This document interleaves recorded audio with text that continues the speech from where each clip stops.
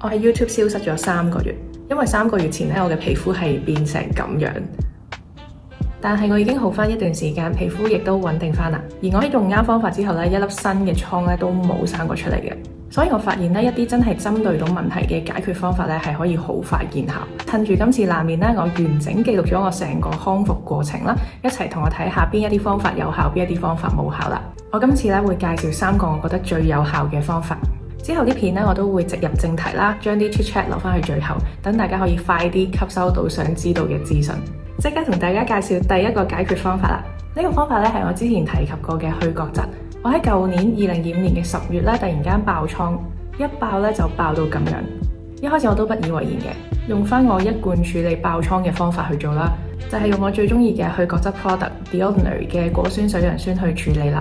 因為我嗰排咧都真係咁啱有啲懶，好一段時間咧都冇好好咁去角質。所以我就諗啦，會唔會單純只係因為我嘅皮膚有啲污糟咧，個毛孔堵塞咗咧？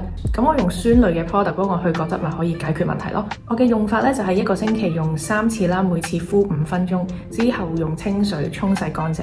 咁好明顯見到我嘅暗粒係減少咗嘅，皮膚咧都變得平滑咗好多。但係真係發晒炎嘅暗瘡咧係一啲改善都冇。就係呢個 moment咧，我發現同我平時生瘡有啲唔同啦，開始驚驚地。既然今次爆瘡嘅原因唔係因為清潔嘅問題，所以咧下一步就係諗點樣可以做到消炎殺菌啦。以後咧你哋爆瘡爛面喺亂咁搽嘢之前咧，都可以先諗一諗，嘗試慢慢縮窄範圍揾到發炎嘅原因，咁先可以對症下藥㗎嘛，係咪？咁我係點樣消炎殺菌咧？我用咩方法做咧？咁其實我就係睇中咗薰衣草呢個成分嘅。今次我係用我自己私心最中意嘅牌子本木聚嘅薰衣草精華。係啊，我又介紹佢哋啦。提多次大家，呢個 channel 係冇廣告㗎，除咗我自己嘅業務之外，呢支精華係我之前買落諗住試下嘅。但之前咧嘅皮膚可能得少少暗粒啊，1-2粒嘅暗瘡啦，咁其實冇乜太多發炎嘅情況。咁所以我當時用佢咧係完全冇感覺啦，淨係有一陣薰衣草嘅味喺度，但係我完全唔覺得佢有幫緊我任何嘢咯。但係到今次真係皮膚有發炎嘅時候咧，我用完第一次嘅感受係我第2日朝早起身已經覺得皮膚冇咁紅啦。咁我就知道，咦，好似有啲料到喎。我連續用咗佢大概2星期左右啦，早晚洗完面咧都淨係搽佢，乜都唔搽。舊嘅暗瘡係慢慢凋謝，慢慢好返，而且咧係冇再生新嘅瘡出嚟啦。呢個咧就係用咗2星期之後嘅我啦，咁你會見到真係一日比一日好啦。我嗰陣真係每朝咧都幫自己做一個 record 啦，先至發現原來個效果真係幾明顯。呢個就係我嘅第2個方法啦。咁喺我講第3個方法係乜嘢之前呢，我要講下其實我係因為咩原因皮膚突然之間出問題嘅。因為其實我係知道發生嘅咩事，我係知道點解會搞成咁嘅。咁自從拍 YouTube 之後咧，我嘅化妝班多咗好多新嘅學生報名啦，我係非常之開心同埋感謝大家嘅。但係我就有少少恃住自己對教化妝嘅熱愛啦，我完全塞滿咗我嘅日程表，有好長嘅一段時間啦，有2個幾月左右冇好好咁放過自己1日假期，導致到我咧就缺乏睡眠，壓力咧就有啲大得滯啦，同埋因為好 pack 啦個 schedule， 跟住令到我食無定時啦，咁成個人嘅身體狀況都唔係咁好噶啦，咁所以爆瘡爛面都係意料之內嘅事嚟嘅，我係抵死嘅。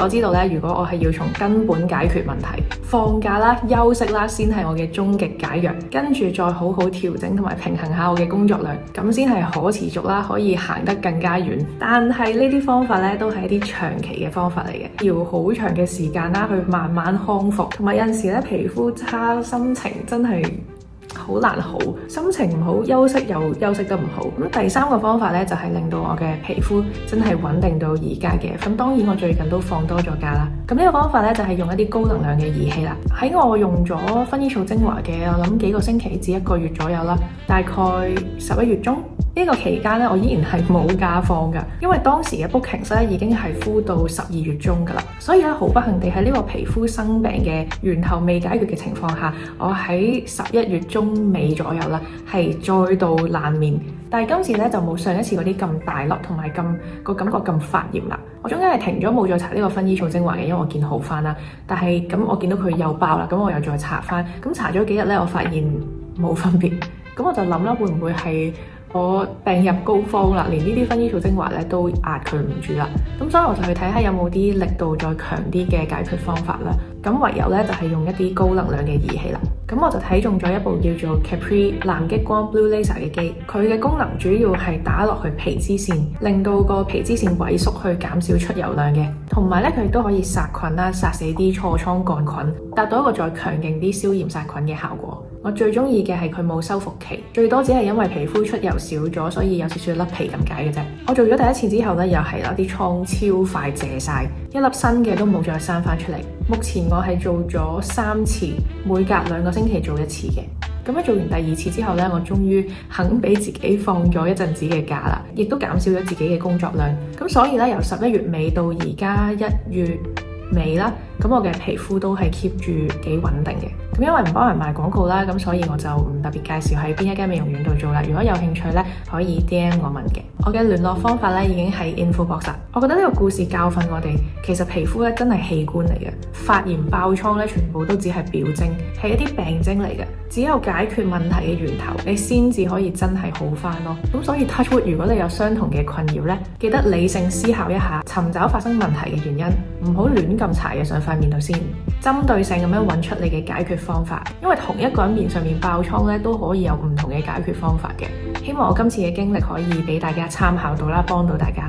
多謝收睇低努力計劃，我係 Vanessa。呢個 channel 嘅目標咧係教大家點樣付出最少，用最少嘅金錢、時間、最容易嘅技巧咧去變靚嘅。呢個係一個冇廣告、冇業配嘅 channel，唯一嘅廣告咧就係我自己嘅業務啦。我而家主要教授個人化妝班，已經教超過1000個人噶啦。教咁耐以嚟咧，真係有好多心得。有啲咩係有用，有啲咩係冇用咧？我真係有好多慳錢嘅懶人小秘訣咧，可以同大家分享，等大家唔使再行冤枉路。預告一下，我嘅課程入邊性價比最高嘅4至6人小組化妝班，終於會喺2月登場啦！2月份嘅主題咧會係春日水光蜜桃藝素顏，會教大家點樣喺香港呢一個咁潮濕嘅地方化到一個光澤底妝，但係又唔黏立又唔似油光。